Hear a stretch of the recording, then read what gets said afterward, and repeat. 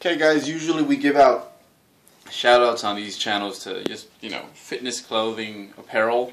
And you know what? I'm going to give a shout out to Brian Miner for giving me this shirt, Odell Brewery in Colorado. And thank you very much for feeding my alcoholism. He knows we're going to compete in 2014 together, and he's trying to take me off my my game, but I'm watching you, Miner.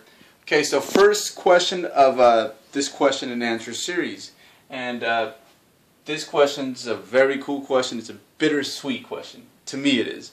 So the question was periodization, and periodization for bodybuilding, not sports the way it has been for years, and that's why it's kind of bittersweet. We're kind of late to jump on this bandwagon, which really sucks, because when you think about it, if there is a sport out there that just really relies on science and research, it's this one.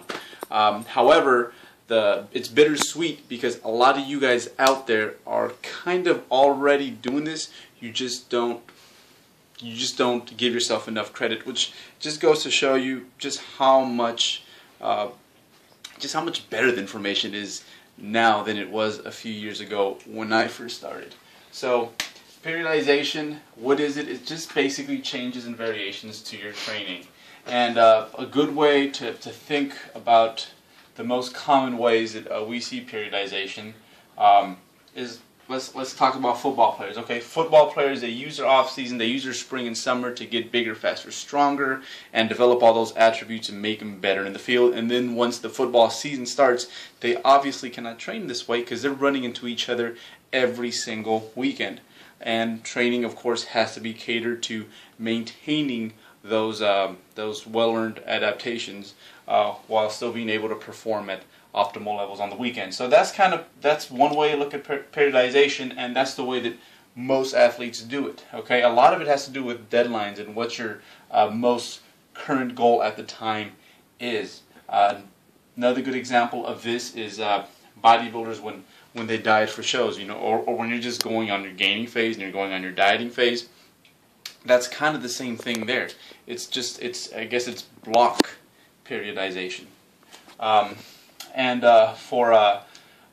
think that the athletes out there that are the closest to bodybuilders, I would say, is middle distance runners. And it's all going to make sense in a minute here as I wrap it up, folks. So middle distance runners, you have your sprinters, and what do sprinters do? They just go. Races last anywhere from 9 seconds to 45 seconds, and then you have those whack jobs, those guys that run 3,200 meters, they do 5Ks, they do 10Ks, marathons, ultra marathons, all those guys. And the middle distance runners, these dudes are just kind of in the middle. See, a middle distance runner, you need endurance, but you don't need as much endurance as the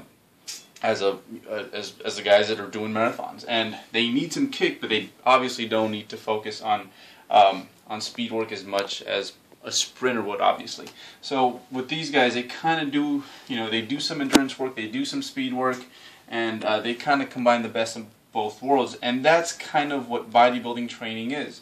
You're going to do your high rep training, and you're going to do your low rep training. So for bodybuilders, what is periodization? It's just having, a little bit of everything when it comes to rep ranges. And you guys are like, duh, I do this anyways, and that's the point I'm trying to make here. When I first started with this whole bodybuilding thing, I thought that 8 to 12, and if I ever did a set that was 7 reps, kind of felt guilty because I thought I was just kind of cheating and maybe going a little heavier than I needed to for my goals.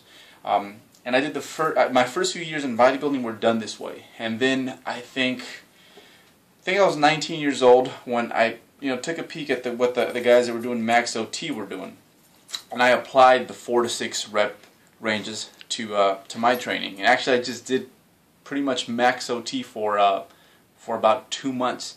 And prior to getting on a max OT type cycle, I think my best bench press was 165 for 11 or 12 reps.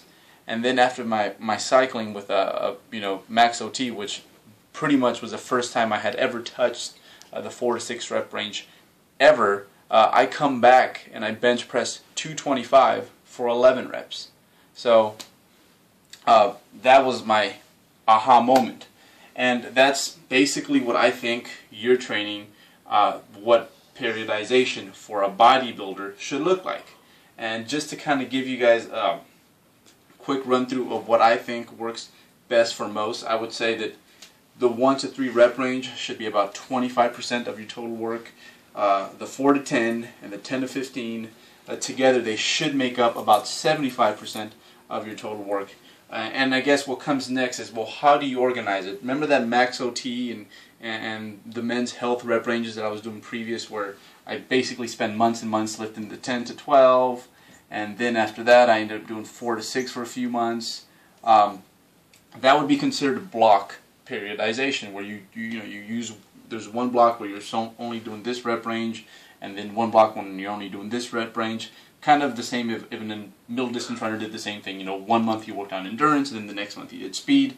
That works, but I think nonlinear or conjugate periodization works a lot better, and that would be something such as FAT, or even maybe a 5-3-1 program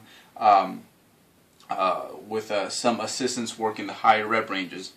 You kind of do a little bit of everything, and you kind of do a little bit of everything within a mesocycle. I think, to me, that is what works best, and that's kind of how I, to this day, still do it. When I was giving you guys a brief explanation of my lower push-pull cycle and how the rep ranges were just scattered all about, that's basically periodization for a bodybuilder. So it's really not as complicated as, say, how it would be for an endurance runner or a football player who's trying to maintain his speed and strength in the midst of a football season while trying not to break. For us, it's a little bit more simpler than that. I think if you're just having a wide assortment of all the rep ranges, and it's somewhere in this neighborhood, I think you're doing an excellent job, and you should keep that up.